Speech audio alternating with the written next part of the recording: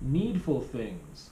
The knowing twinkle in someone's eyes, they're reeling you into a deal that you know is too good to be true, but you do it anyway.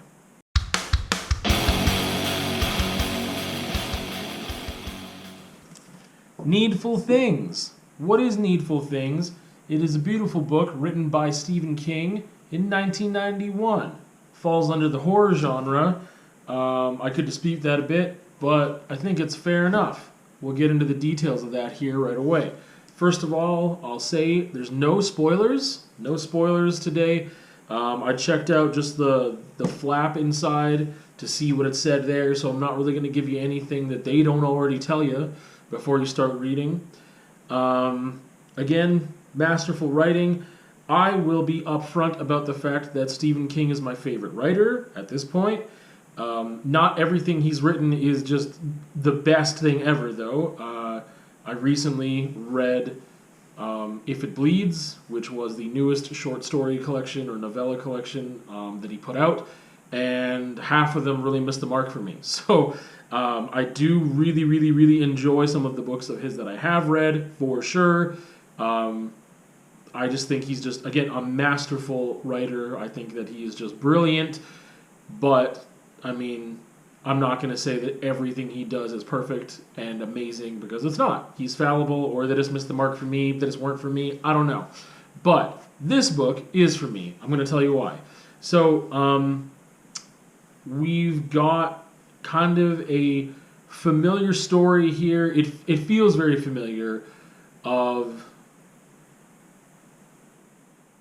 basically an entity that sets up shop, comes to a new town and sets up shop, and they are playing with humans. They appear to be human as well. Like I said, we've got an entity. Usually when I don't know. Some people, when they think of horror, they think of aliens and monsters and supernatural. And some people think of horror in a different way, or some people have the whole scope. Think of horror as just like killers and murdering and stalking and I'm going to get you type stuff, but it's all rooted in reality. The majority of this is very rooted in reality, but we have this entity, much like it, that exists and kind of appears from time to time, and humans are their prey. And again, it's a familiar story, maybe because I read it before I ever read Needful Things, but it just seems so familiar to the human experience. It's just a touchstone. It's something that it's just in the air of humanness at some point with culturally with the things that I had been exposed to. So that accessibility makes it also just intriguing. It's not wholly just out of left field, random aliens coming down. I don't know what's happening. It's not like that. But we have this entity who's that is the element of supernatural that's in here. We're not talking supernatural in like exorcisms and demonic possessions. And no, we've got this entity, this person. They look human, but they are not. And but they are playing and toying with the humans that are in the town that they come to. So what are they doing? Needful Things. Needful Things is the name of the shop that we focus on in this town. This person comes to town and they're basically trying to sell you things that you need. You need these things. He just happens to have things in his shop that everyone was already looking for, that everyone already really, really, really wanted, that exact thing, and just they just need to have it. And he basically takes payment in the form of people doing little jobs for him, people doing little pranks on people, and they start out innocently enough, and then it goes bananas. Volume gets turned up to 11, and just things get extreme. And I think that's one of the things that make this book, and the way that Stephen King has written it and presented this story that is somewhat familiar, it makes it just the flavor that really excited me was that we start out with these little pranks, and we're exploring the human condition. That's the thing. And that's what I love about so many Stephen King books that are not horror related, or if they are horror related, whatever, but they explore human relationships, whether it be friendships or romantic ones, or just relationship of self.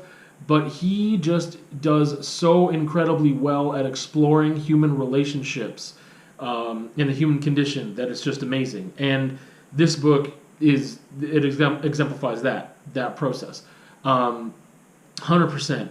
He explores that through things like people being greedy, people who are wanting to serve these certain instincts, exploring vengeance, exploring consequences for actions, and how people justify and ignore and rationalize things to get what they want. Mob mentalities and other things of that nature. Like, we've got this character who just is cunning and has an ability about them to bring about the destruction of a whole town piece by piece. Again, we're playing chess once again, and it's just done beautifully. It's just this beautiful trap and puzzle, and things are executed wonderfully. Yeah, we've got souls for sale here. Because things start out one way, and you got to do a little bit of this and a little bit of that to get this thing that you really want, whether it be a baseball card or jewelry or whatever. And it just entrances the person that sees it. And then next thing you know, you're selling your soul because you want to protect the thing.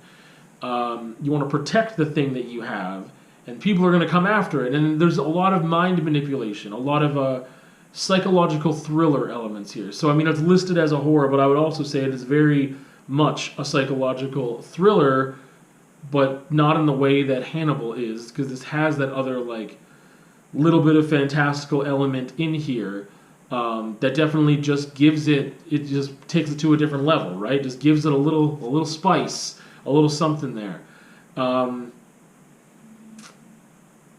With that, who is it for? Fans of all that stuff. If you're a Stephen King fan, I think this is Stephen King at his finest.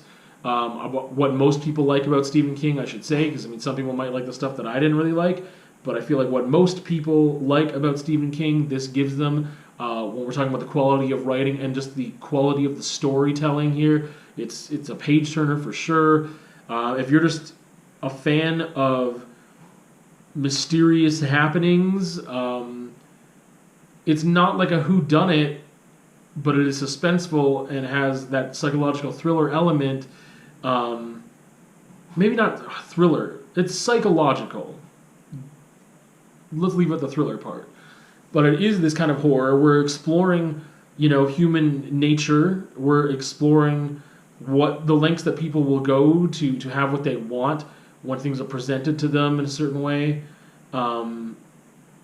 So, yeah, we're exploring psychology here as well. So if you're a fan of that kind of stuff, then I think you would enjoy this book. Even if you've never read Stephen King before, this is one of the Stephen King books that I just recommend to people that they think that he's all just Pet Sematary and Tommy Knockers and whatever, right? And like, no, that's not it. And he's got stuff that is nothing that's completely rooted in reality. That's brilliant stuff too. But this is one of those ones that there's just a little bit of supernatural in there. Yeah. Is it important? I would say it is not important in the scheme of like, this book really challenged me to be a better person or really think about myself. I think that the reader can definitely think and contemplate about the human condition in general, but that might lead to some introspection on the self. Maybe not. I don't know.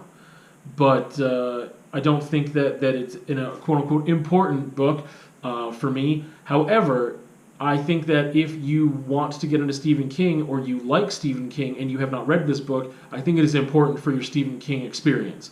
I think this book is important for a Stephen King fan. What's its function?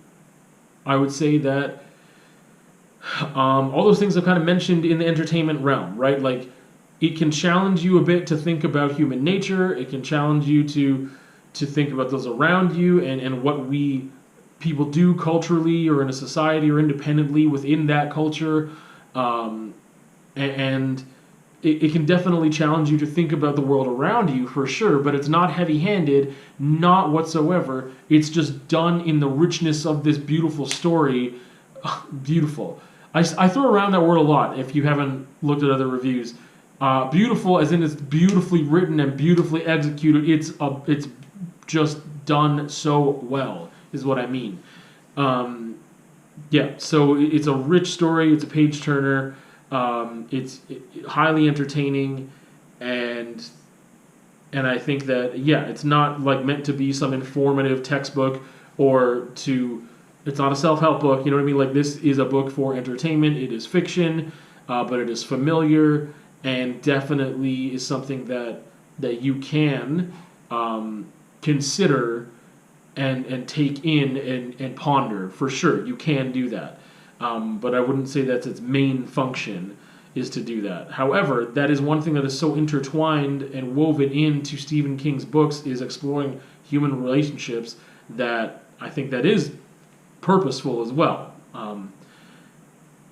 It's top shelf. It is top shelf for me, 100%. Again, this is one of those Stephen King books that I recommend to people who have not gotten into Stephen King before, who've never read him but wanted to try something. This is what I recommend for sure. There's another that I recommend also if you don't want any element of like fantastical, and that is The Long Walk, which we will talk about another time, because that just doesn't really have this other element here of the supernatural at all. I will note something that I learned just today, and that is that this is the first novel that Stephen King wrote after coming out of rehab. So again, this was published in 1991, and he was in rehab for substance addictions, and that's interesting too. I don't know how much of that struggle plays within the content of the book, and I don't know how much of that is really in here or not. It's just difficult for me to tell, but someone could definitely make a good argument for the fact that influenced the book. And this also is built on one of those universes that he has in Castle Rock, and it expands on that story. My edition here says the last Castle Rock story, but of course, I mean, this was a couple decades ago. We're talking over 20 years ago, and Stephen King has expanded that a little further.